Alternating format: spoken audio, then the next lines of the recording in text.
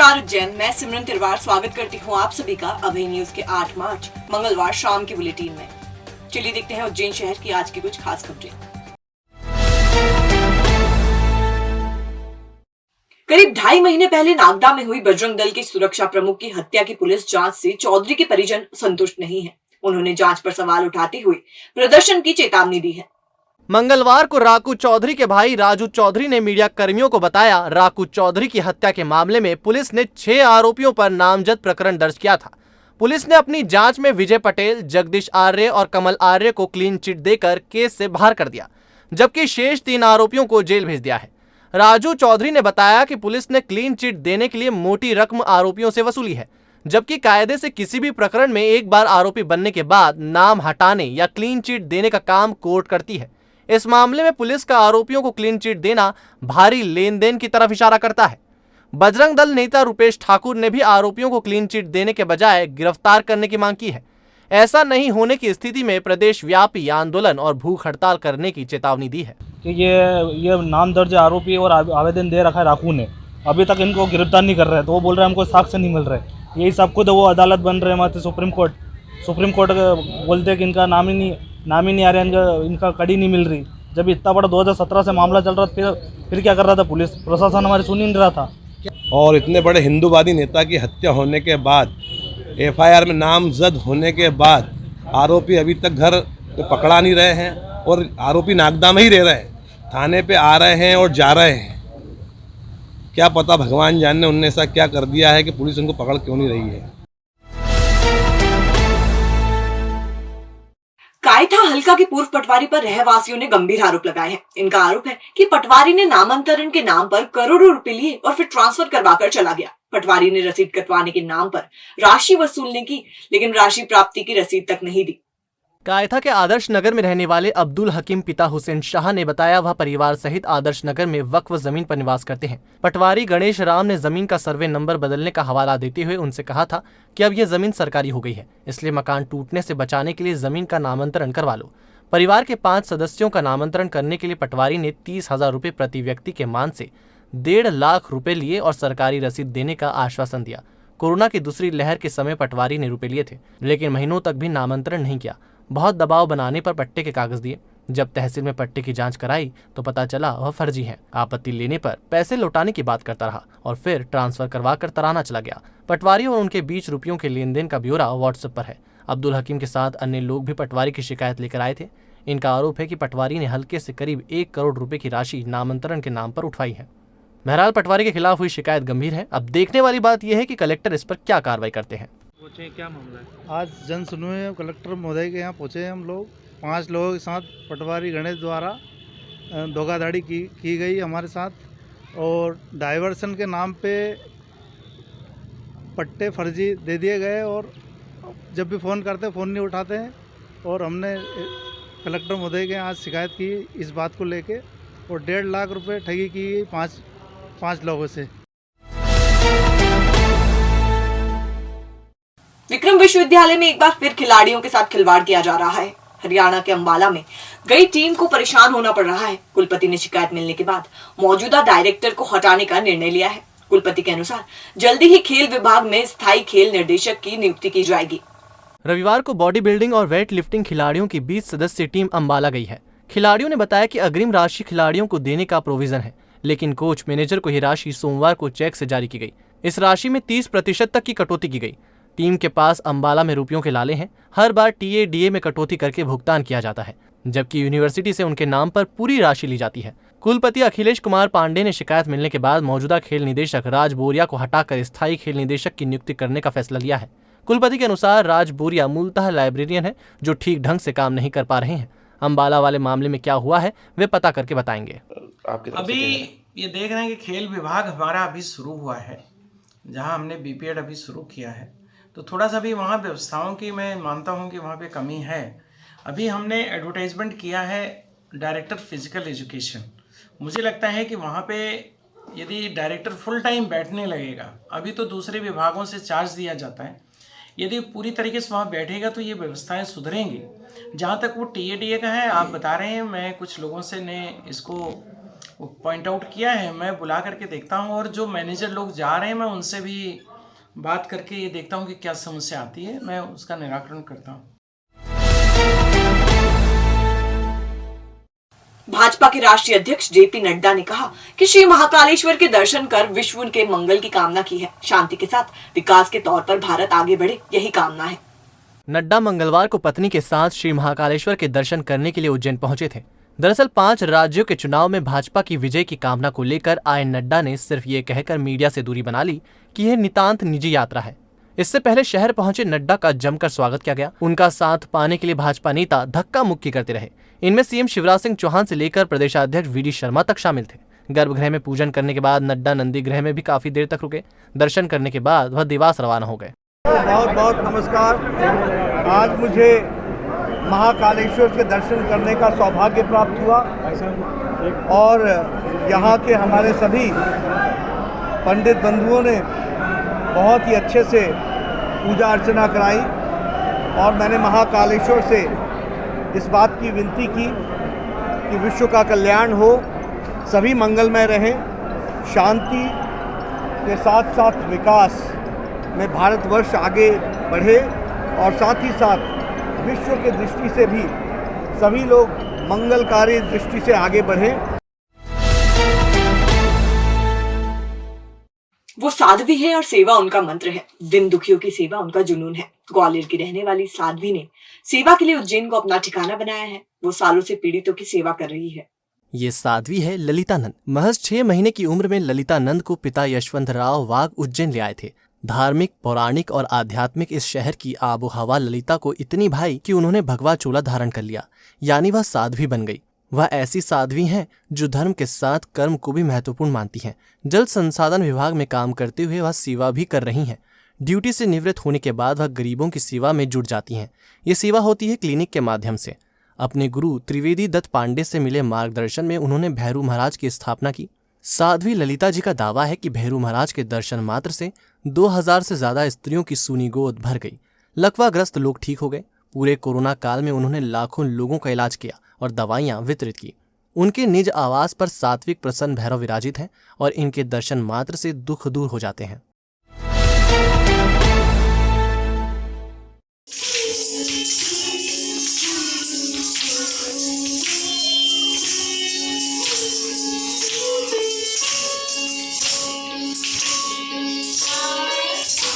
मैं हमेशा से ही महिलाओं के लिए, बालिकाओं के लिए, उनके हर चीज़ के लिए उनको आगे प्रोत्साहित करने के लिए मैं प्रेरित करती रहती हूँ और मैं हमेशा से ही ये बात बोलते आई हूँ और आज भी आपके चैनल के माध्यम से ये बोलना चाह रही हूँ कि जो बच्चे सक्षम नहीं हैं सीखने में, वो अगर मेरी क्लास पे सीखने के लिए मुझसे आते हैं बगैर फीस दिए, तो मैं उनको अच्छे से बिल्कुल सिखाऊंगी और आगे बढ़ाऊंगी। और महिलाओं के लिए क्या कहना चाहेंगे कि आज का जो समय चल रहा है, पुरुषों की बराबरी कर रही हैं और किस तरह से उन्हें अपना आगे भविष्य देखना चाहिए? जैसे आज एग्जाम्पल के लिए हम लोग ही हैं जो अपने घर में और पुरुषों के साथ में कंधे से कंधा मिलाकर चल रहे हैं हम लोग, तो मैं महिलाओं के लिए भी ये कहना चाहती हूँ कि आप लोग जो घर में वर्क करते हैं उसके साथ में एक फिजिकल जो अपना वर्क होता है उसके लिए भी आप टाइम निकालें, क्योंकि हम जो घर में वर्क करते हैं वो तो अपनी हैबिट हो जाती है करने के लिए, लेकिन आपको खुद को स्वस्थ रहना है तो आप उसके लिए फिजिकल एक्टिविटीज़ और जो एक्सरसाइज वगैरह है ये भी करते रहिए और ऐसे ही आगे बढ़ते रहिए और अपने घर में पुरुषों के साथ में बिल्कुल कंधे से कंधा मिलाकर चलिए। और मुझे आज के जो सब एक बोलना चाहिए कि एक पुरुषवाद जो रहता है, आप लोग अपनी पत्नियों को, बच्चियों को इतना आगे बढ़ाइए क्योंकि वो किसी भी मामले में कम नहीं है। अगर आप उनको सिर्फ एक रसोई तक ही सीमित रखते हैं तो ये आपकी बहुत बड़ी गलती है। आप उनके मतलब अंदर जो टैलेंट है उसको उभारिए। मैं आज इन बच्चों के पेरेंट्स से भी यही बोलना चाहती हूँ कि जो बीच बीच में बच्चों की क्लासेस बंद करवा देते हैं कि नहीं अभी एग्जाम आ रही है, हमारा बच्चा डांस क्लास नहीं जाए, क्यों नहीं जाएगा? उस 24 घंटे तो आपके बच्चे पढ़ाई करते नहीं है, ये तो एक्टिविटी है। और ये साइंटिफिक रीजन है कि अगर संगीत बच्चा सीखता है तो उसकी पढ़ाई का जो IQ लेवल है वो और बढ़ता है। इसलिए मेरा सबसे निवेदन है कि बच्चों की कम से कम आप एजुकेशन के साथ में क्लास सबसे पहले बंद मत करवाया करें, इन लोगों को सबको कंटिन्यू करें। Galaxy Square a complete lighting solution. एक स्थान सो समाधान आपके लिए लाए हैं सबसे कम रेट में best quality lights and accessories. LED lights, LED panel, सैविक western, Vinay Anchor switch, heavy quality drop light and all accessories जो चले सालों साल। Surya, Bajaj, Orient, blue ceiling fan, cooler, motor, geyser जो आप एक बार लगाएंगे तो सालों की छुट्टी पाएंगे। होलसेल रेट में उपलब्ध है LED flood light, LED street light, LED power light, LED series, all decoration items and handmade series. आपका 40 सालों का विश्वास हमारे साथ। गैलेक्सी स्क्वायर 1982 से शहर को दे रहा है complete light solution. Wholesale and retail rates are available for all electrical goods. Galaxy square, C6 Pandit Deendayal complex, Savi road, Ujjain. Contact 9752843852।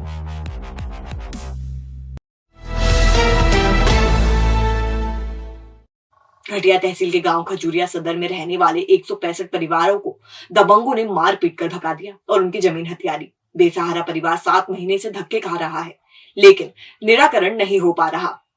Khajuria सदर के परिवारों को 315 बीघा जमीन शासन ने खेती के लिए दी है। इन परिवारों की संख्या 165 है। पिछले साल गांव के ही गुर्जर समुदाय ने उन्हें जमीन से बेदखल कर दिया और मारपीट कर भगा दिया। जमीन से निकलना तक प्रतिबंधित कर दिया। कई बार तहसील में शिकायत की, एसडीएम और पटवारी जांच के लिए आए भी, लेकिन कोई निराकरण नहीं निकल पा रहा है। हमारी वो जमीन हम तो चाह रहे साहब, कुछ सदर खजूरिया की। पूरा मामला 6 महीने से परेशान हो रहे हैं। जाते हैं तो वो भगा देते हैं हमको, लड़ते हैं, भगा देते हैं, गाली गुप्ता करते हैं, मारने की धमकी देते हैं। 315 बीघा है इनका मामला। ये जनसुनवाई में है तो 3-4 बार ये तो पहले आ चुके हैं। और घटिया विधानसभा क्षेत्र का गांव है खजूरिया सदर, और वहाँ के ये लोग हैं। और इनकी ज़मीन पे तो गुजरों ने इनको मारपीट करके भगा दिया है। और इनकी ये तो 350 बीघा ज़मीन के आसपास है। और इनके मकानों को पूर्व में जला दिया था। और इनका जो रिकॉर्ड था वो रिकॉर्ड अवेलेबल है तो उपलब्ध नहीं था, तो हमने तो जैसे तैसे करके तो पूरा यहाँ से तो कोर्ट से रिकॉर्ड निकलवाया है। और रिकॉर्ड में इनकी जो समिति बनी हुई थी 15-16 आदमी की, वो समिति में का है तो पूरा निकाल के अभी एसडीएम साहब को भी तो हमने तो कल वहाँ गए थे घटिया, और घटिया में एसडीएम साहब से भी तो चर्चा हुई इस मामले में। तहसीलदार साहब से भी चर्चा हुई। तहसीलदार ये सब कहाँ करेंगे। बीजेपी के राष्ट्रीय अध्यक्ष जेपी नड्डा की पत्नी मल्लिका नड्डा और मुख्यमंत्री शिवराज सिंह चौहान की पत्नी साधना सिंह चौहान ने मंगलवार शाम को टावर स्थित स्काउट गाइड कार्यालय में फिजियोथेरेपी सेंटर का उद्घाटन किया। इस दौरान उच्च शिक्षा मंत्री डॉक्टर मोहन यादव भी मौजूद रहे। उन्होंने पीड़ितों और असहाय लोगों के लिए काम करने की बात कही। मीडिया से बात कहते हुए उन्होंने सबसे पहले सभी महिलाओं को महिला दिवस की शुभकामनाएं दी और कहा कि महिलाएं शिक्षित, सशक्त और स्वस्थ हों। सभी को सर्वप्रथम सबसे पहले महिला दिवस की मेरी तरफ से 8 मार्च की बधाई बहुत बहुत। उसके बाद में मैं आप सभी महिलाओं से यही कहना चाहती हूँ कि यदि महिला चाहें तो पुरुषों की बराबरी बिल्कुल कर सकती हैं, अगर वो खुद से पढ़ लिख करके शिक्षित रहें और किसी भी दबाव से ना डरें। अगर उनको कोई भी कमज़ोरी है तो वो उसको बाहर निकालें। जो पुरुष कर सकते हैं वही महिलाएं कर सकती हैं। मेरे अपने जीवन में बहुत ही संघर्षमय मेरा जीवन रहा है, जैसा कि आप भी जानते हैं। और उज्जैन बहुत छोटा सा शहर है, सभी लोग मेरे को बहुत अच्छे से परिचित है। जब मैं छोटी सी थी, मैंने 18 साल की उम्र से लेकर के आज तक यहाँ तक मैं पहुँची हूँ। मैंने भी कईयों बार पहले आर्थिक स्थिति का सामना किया हुआ है, लेकिन मैंने कभी किसी चीज़ से घबराई नहीं।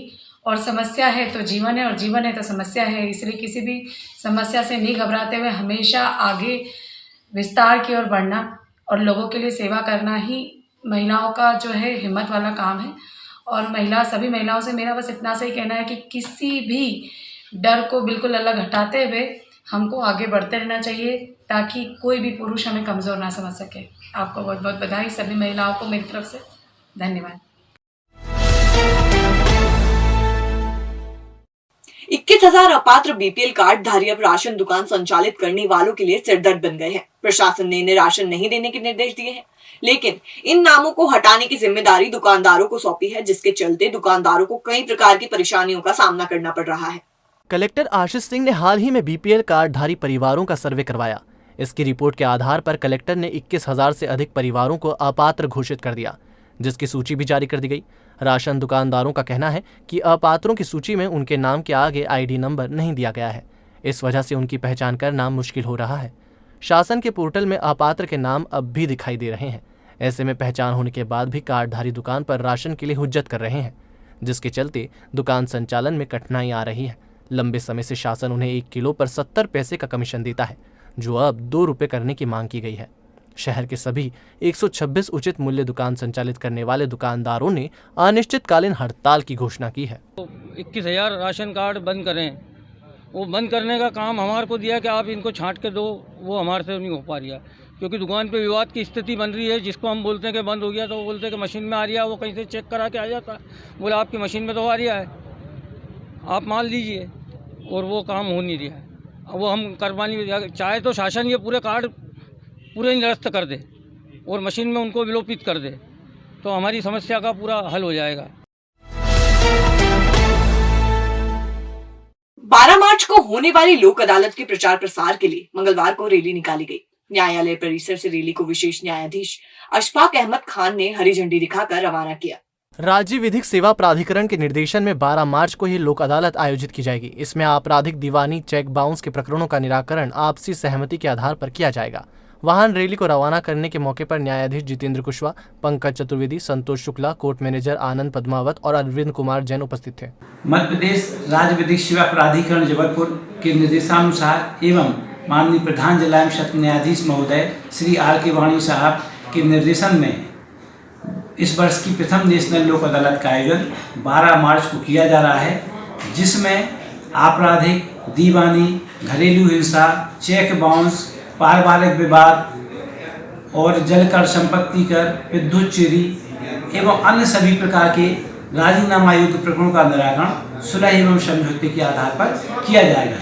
इसी प्रक्रम में आज विद्युत विभाग के समन्वय से एक विशाल वाहन रैली न्यायालय परिसर से निकाली गई है। और अब खबरें दे दनादन। सहज योग प्रणेता मां निर्मला देवी का 99वां जन्मोत्सव 19 से 21 मार्च तक छिंदवाड़ा में मनाया जाएगा। इन 3 दिनों में लिंगा स्थित शिव पर्वत पर ध्यान, सेमिनार, सांस्कृतिक आयोजन और भजन संध्या होगी। देश दुनिया के सहज योग इस आयोजन में शामिल होंगे। सहज योग के प्रदेश समन्वयक दीपक गोखले ने बताया कि कोरोना काल के कारण 2 वर्षों तक आयोजन स्थगित था। वृंदावनपुरा स्थित शासकीय जीवाजीगंज हायर सेकेंडरी स्कूल में जीवाजीगंज पुलिस ने कार्यक्रम आयोजित किया। इसमें छात्राओं को साइबर क्राइम से बचने की जानकारी दी गई। छात्राओं से सुरक्षा संबंधित मुद्दों पर भी विचार किया गया। श्री महाकालेश्वर मंदिर में ऑनलाइन भस्म आरती की बुकिंग शुरू हो गई है। भस्म आरती के साथ ऑनलाइन शीघ्र दर्शन की बुकिंग भी हो रही है। ऑनलाइन बुकिंग कराने वालों को ई-पास जारी किए जाएंगे।